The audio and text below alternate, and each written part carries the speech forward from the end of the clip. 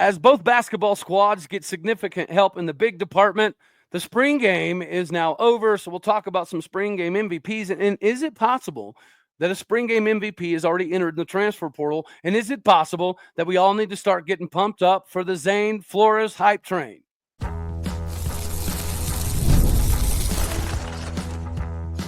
You are Locked On Oklahoma State, your daily podcast on the Oklahoma State Cowboys, part of the Locked On Podcast Network, your team every day. Howdy, y'all, and hello, all. Welcome back to Locked On Oklahoma State, your daily stop for all things Cowboy and Cowgirl related. My name is Cody Stovall. I want to thank you kindly for stopping by to make this your first listen. We're available on all of your podcasting platforms, visually as well on YouTube.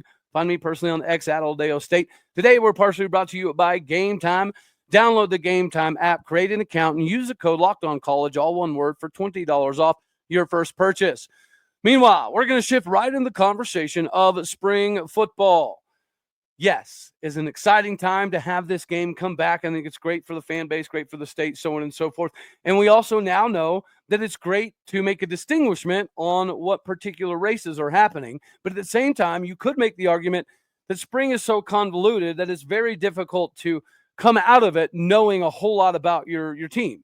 Whenever you have a bunch of guys that are projected to be ones and they're rotating in with threes and fours and vice versa with the twos, it just seemed to be a mixed match group of dudes all across the board. Was it the true ones on ones, 11 on 11? It didn't seem that way. And now what we know coming out of it is Maealiuaki Smith is entering the transfer portal. Now, we knew this was an inevitability, getting down to the 105 roster limitation, that there would be a couple surprises that popped up. And now Maealiuaki Smith is likely the first big surprise of the bunch, primarily because he did offer a lot of upside in the latter half of Oklahoma State's season. He did win us a ball game. He kept us close to winning another ball game. And I don't think anybody can really fault him or anybody else for the Colorado game, because it appeared as though there was a decent number of players and coaches that kind of checked out before that week of preparation even happened. So did he get the best of the team in all three games? No, but in two of the three games, he looked like a viable candidate to be a starting quarterback this season. So, of course, it is a little bit of a surprise, but you can't keep four quarterbacks. However, I think coming into the season, most people, if you were to take a poll, would have said the most likely quarterback to leave post-spring would have been Garrett Rangel.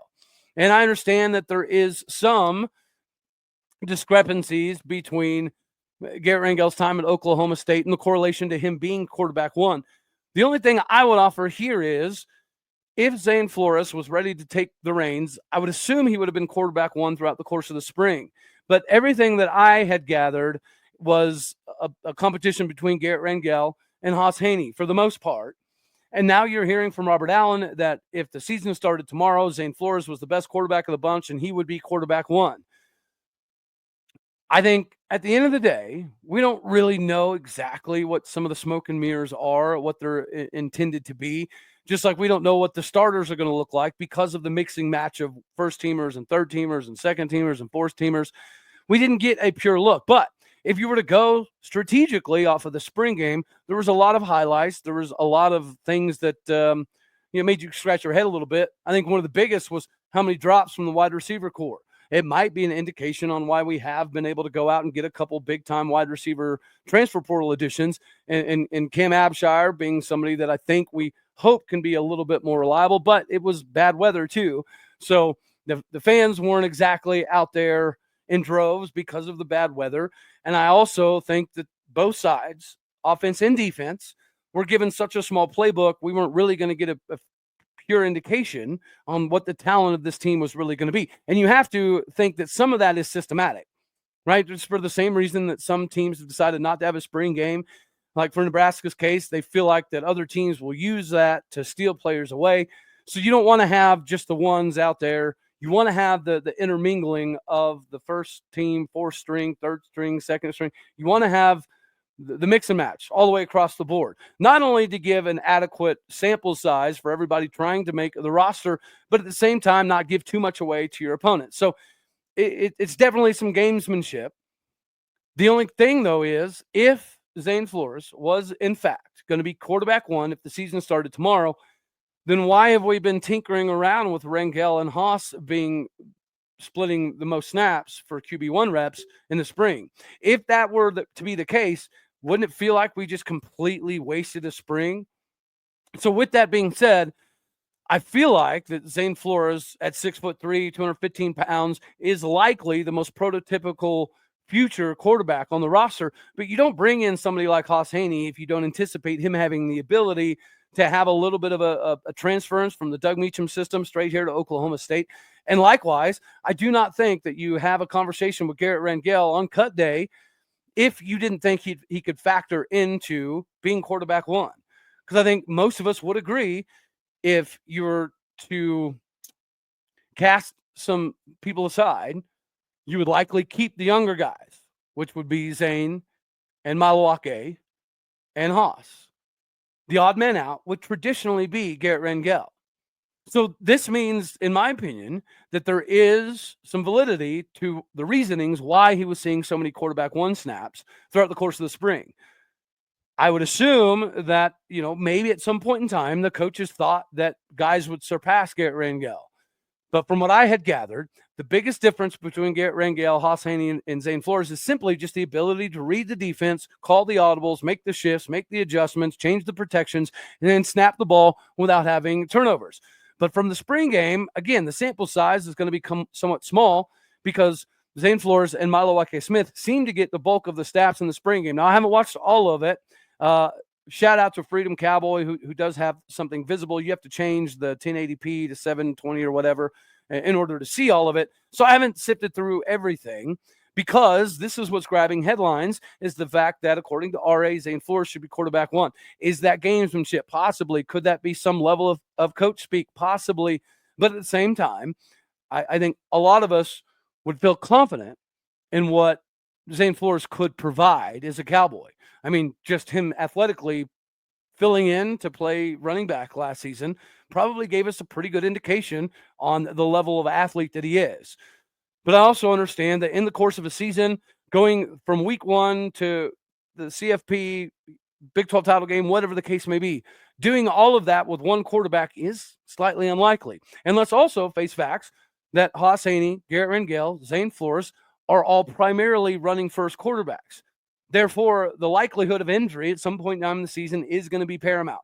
Would all of us have loved to keep Maealiuaki Smith? Absolutely. But for anybody out there saying, well, we should have got rid of Rangel and we should have kept Maealiuaki, you have to take into consideration that the coaches are under pressure to win the season, to maintain this recruiting class that we have now, to keep this transfer portal class that we have now continuing to bring in big-time names and massive gyms. You have to be relevant. In order to be relevant, you have to win. So, again, for everybody out there that's poo-pooing on Rangel and wishing and hoping upon stars that Maealiuaki Smith would have been one of the quarterbacks that had stayed, I really feel like you have to take into consideration what the coaches' opinions are. And I have no doubt that both Kevin Johns and Doug Meacham understand that the Cowboys have to get back to the forefront of the Big 12 conversation. Therefore, I highly doubt that there's a whole lot of favoritism and politics going on. If Maealiuaki Smith was clearly better than Garrett Rangel, I would assume that Garrett Rangel would be the one entering the transfer portal. So this just simply means that we have a quarterback race. Who's at the top, we're not 100% sure of yet, but what we do know is there had to be somebody that was let go. Out of the four quarterbacks, one of them was going to get the conversation of, you're likely going to be quarterback for most of the season. If you want to explore the portal, we 100% have your back. So for that quarterback to be Maealiuaki Smith, I feel like we need to see how fall progresses. But here's the bright side. We watched glimpses of what Maealiuaki could do. And a lot of us coming into the season felt pretty confident that if he were to win the quarterback one battle, we were pretty happy. So for him to not win the battle and seemingly be behind the other three, could that not mean that the other three have shown a considerable amount of enhancements? Could it mean that the game plan was always designed for Alan Bowman and the game plan was never going to be beneficial for Garrett Rangel or Gunnar Gundy or even to some degree Maealiuaki Smith? There's a lot of things that we can take from this, but it definitely feels like there's some gamesmanship happening because if Zane was QB1, then we wasted a spring. And I have a feeling that the coaches have a little better pulse.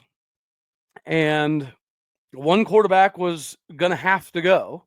So it was going to have to be the one that they knew were not going to be able to provide much of a opportunity this season. And from what I had gathered throughout the course of spring so far, Garrett Rangel has been surprising people. And Haas Haney is kind of a surprise. I mean, we did see pieces of him at TCU, and we knew how highly rated he was coming out of high school. And Zane Flores is equally in that ilk when it comes to the Cowboy fan base. He has all of the size, the strength, the speed. It's just a matter of understanding the defenses, making audible shifts, corrections, so on and so forth, and doing it with the least amount of turnovers. It was nice to see the defense kind of go off, which leads us to some of the MVPs throughout the course of the spring game. When you're looking for an MVP, you might want to start and stop with Supply House. Supply House is going to allow you to get supplies from the best in the trade industry, whether you're into plumbing, HVAC, or electrical work. Supply House is a reliable way for you to order products online. Their easy-to-use website is packed with helpful resources and the latest product info to help you get the job done right. Plus, with a complete inventory of over 200,000 parts and 400 top brands to choose from, you'll find exactly what you need delivered fast from coast to coast. If you need help with an order, Supply House offers expert support and industry-leading service, so you'll always talk to a real person. And for all the trade pros out here looking for the extra edge, their free TradeMaster program offers exclusive perks like a dedicated phone line, free shipping, and discounts on every order. Thousands of skilled professionals are already taking advantage. Now it's your turn to do the same. Join the TradeMaster program today at supplyhouse.com/TM and start ordering plumbing, HVAC, and electrical supplies with just a few short clicks. Use this promo code SH5 for 5% off your first order. Make sure that you head on over to supplyhouse.com today to get started with the best in the industry for all of your supply needs. Head on over to supplyhouse.com today. Use that code SH5 for 5% off your very first order.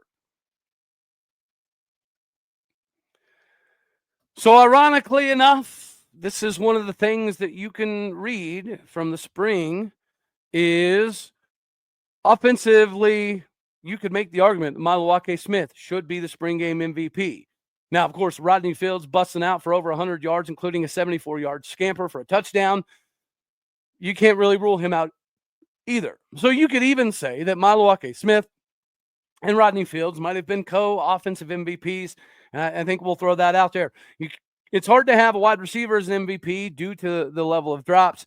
You could potentially throw Sam Jackson the fifth in there with his return for a touchdown. But if you go back and look, he did get tackled as soon as he caught the ball, and then they let it kind of go on. So it's going to be interesting to see how the wide receivers progress. But nonetheless, the running backs in general, to me, kind of stole the show. Trent Allen clearly is the Thunder package that's going to get a lot of PT, but the idea of having Rodney Fields in the backfield with Caleb Hicks, regardless of whoever the quarterback was, that seems to have a little bit of juice to it. Now, leading up to the spring game, my offensive MVP was going to be Caleb Hicks. For a while, I had Io Shotomai King kind of in there, but Caleb Hicks has kind of taken the team by storm. It was fun to see Rodney Fields remind everybody there's a reason that he did play significant snaps as a true freshman. Even outside of that 4-game guarantee style of equation, he would have fit right in to the running game this previous season, as would have Trent Allen if things would have gone a little more swimmingly. So I think the biggest MVP as a group would have definitely been the running backs, because whether it was even Sessi has had some big explosive plays. So if you're going to talk about a group for the MVPs, on the offensive side of the ball, definitely the running backs. If you wanted to say that Maealiuaki Smith should have got it, I think that is very fair as well. He seemed to get the bulk of the snaps in the spring game, so it does make sense. He was able to score a couple times. But if you go back and look, it does feel like that he had a different kind of touch than the other three. Haas Haney can absolutely sling it. He's incredibly fast. I think Haas and Garrett were both relegated to the passing game because of the two-hand touch thing that was happening. Speaking of the two-hand touch thing that was happening, it's really hard to understand who are the mainstays on the defensive side of the ball. Again, because the first team being with some fourth teamers and second team and third team, they were all kind of mixed together. So you have to see some of the individual looks. But of course, Brian McCoy has been somebody that we've been raving about, having a 5th-round draft grade coming over from Akron, should seemingly slide in that Nick Martin spot. Some of the other linebackers that were obviously going to be impressive, or it's going to be impressed upon us that they have an emergent season, I think that would have to be Trip White. The Ole Miss transfer seemed to be reading the field very well. He seemed to be attacking the right level, the right angles, the right hip, getting upfield, cutting back infield, didn't get caught in the wash when it came to offensive linemen, getting up to the second level. So I think that was pretty exciting to see. Defensive MVP, though, it's got to be Amon Oates. Now, again, with the two-hand touch thing, it is a little bit difficult to really make a determination, but Amon Oates seemed to be in the backfield quite a bit. He had a couple different sacks on Zane, and he was problematic throughout the course of the day. I think another individual that was pretty surprising was Malik Charles. Malik Charles was all over the field. Didn't really know who number 42 was until I looked it up, but number 42 was literally all over the field. Yamil Talib was able to make some plays. Gunnar Wilson was able to make some plays. DeJuan Lofton made plays. Gavin Freeman was able to get in on the scoring party. So all in all, I think it was an enhancement from this previous round of springs that we've had, the meet and greet, that style of equation. But at the same time, it gave us enough to get excited, but it didn't give us too much to give a peek into what the offense is going to look like, or the defense for that matter. However, I will say, from the people that I've talked to that have been to practices, the defense was a little bit behind the offense. So to see the defense out there moving so quick and attacking and having fun and getting in the backfield and getting in on the pass breakups and things of that nature at that speed was pretty good sign to see. But it also reminds us that spring games is very difficult to really get a good feel because of the number of snaps, right? Haas and Garrett, I don't think got as many snaps as Zane and Maealiuaki, so it's kind of hard to figure that out.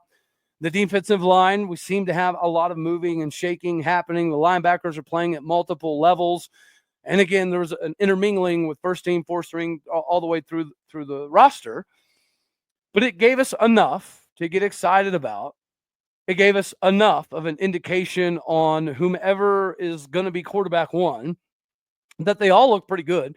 Nobody stole the show and completely ran away with it as the clear QB1. But at the same time, all of them looked pretty good. Maealiuaki Smith got to have some extended drives. Again, part of this ordeal, right? The reason we don't get to see a lot of Haas Haney or even Garrett Rangel, whenever your running back takes off for 75 yards for a house call, well, then it's on to the next quarterback. So unfortunately, sometimes the big chunk plays, they're great for us to see, and they're great for some of the position battles, but they're also a hindrance to some other position battles because that means whomever was taking the snaps then is now going to get less snaps because of a massive play. So we've seen over the years guys like CJ Tate have 100+ yard spring games and then really not be contributors in the season. I remember back in the day, Brandon Shepard did something similar. So spring game's not always indicative of who's going to be the main guys on the field, but it is fun for the fans. It's fun for the state, and it's fun to just get eyeballs on all of the guys that are out there. And of course, the portal, now that spring is over, it is inevitably going to get more wild, more crazy, more chaotic. But if we're to take some hints from the spring game, I would say that we're in good hands for the most part. And then spring game MVP coach, it's got to be Corey Patterson. Not only because of what he's been doing on the recruiting trail. I know that you can't really factor that in the spring game, but it's hard not to be excited about the running back position after watching Trent Hallen, Sesi Valahe, Rodney Fields, and Caleb Hicks all get meaningful snaps and have meaningful moments throughout the course of the spring game. I do think that the offensive line is still going to be a work in progress to some degree. And I feel like even to some degree, the defensive line linebackers, how that thing is going to work out between 4-3, 3-4, the differences between Nardo's defenses and Todd's defenses, it's going to be interesting. But at least we know we've got more than enough guys that are capable to get Oklahoma State at least back in the conversation of where we should be competing for Big 12 titles and possibly making a CFP run. It's all about getting hot when the timing is right. And speaking of getting hot when the time is right, ladies and gentlemen, to get hot at the right time, you might want to be at the game to experience it. And there's nothing like the atmosphere of the NBA playoffs. Every bucket, every defensive stop, every big moment feels even bigger if you're actually at the game. It's more than electric when you're inside the arena. And with Game Time tickets, you can be part of it without the stress of the last-minute ticket getting. Game Time makes it fast and easy to get playoff tickets, even when demand is sky high. Prices on the app actually go down as the tip-off gets closer, and their last-minute deals can save you up to 60%. Last-minute deals that can save you up to 60% off of buying for not just sports, but also concerts, comedy, theater, and more. The all-in pricing means there's no surprise fees at checkouts. What you see is what you pay. Take the guesswork out of you buying tickets with Game Time. Download the Game Time app, create an account, and use the code LOCKEDONCollege, all one word, for $20 off your first purchase. Terms apply. But again, create that account, redeem that code LOCKEDONCollege, LOCKEDONCOLLEGE, for $20 off. Download Game Time today. Last-minute tickets, lowest prices, guaranteed. Thankfully, both the Cowboys and Cowgirl basketball squads got the bigs that they needed down low. And, of course, this was kind of the one thing that we had been discussing on the men's side of the game. You know, we didn't really have a pure big that could hammer down low and give us some massive minutes. Well, we finally go out and get Parsa Falah. From Oregon State to Oklahoma State, the color theme is pretty comparable, but the 6'9", 260-pound big is now a Cowboy. Originally out of Iran, he had an impressive redshirt season this last year for Oregon State, started almost every game. He posted nearly 13 points per game on 60% shooting from the floor. He also had 4 rebounds, 1 assist per game, and 14 blocks, 10 steals, 44 turnovers. Originally transferred from Southern Utah, where he was averaging 13 points and 6 boards a game as a sophomore, shooting a team-high 57% from the floor. This is a really good deal. You can go check out some of this off of Pokes Report. Parsa Falah is the big dude that is coming to Stillwater, America to bang down low to help Mekhi Ragland and Ben Ahmed kind of understand the landscape of college basketball. I think we're all very excited about what those two young guys offer, but you have to have a veteran leadership, experienced guy, especially at that position, in what could be a big year for Cowboy basketball. We're absolutely killing it in the portal, especially with this addition. It appears as though Steve Lutz is kind of onto something. Likewise, J.C. Hoyt and the Cowgirls got their big as well. And when you looked at this previous season, it kind of felt like the most difficult piece to replace was going to be Tenin Magasa.